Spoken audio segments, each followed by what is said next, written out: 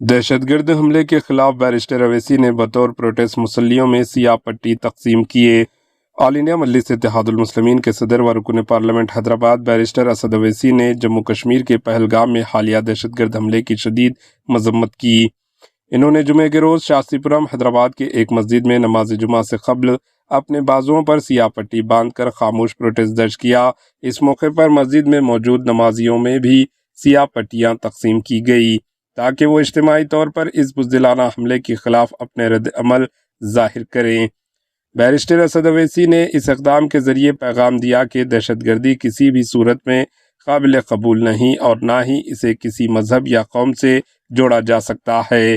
Barrister Owaisi کا یہ احتجاج نہ صرف حملے کے خلاف غم و غصے کا اظہار تھا بلکہ ایک پیغام بھی تھا کہ بھارت کا مسلمان دہشت گردی کے خلاف ہے اور امن، بھائی چارہ اور انسانیت کے اصولوں پر یقین رکھتا ہے۔ Bureau report, AHN news.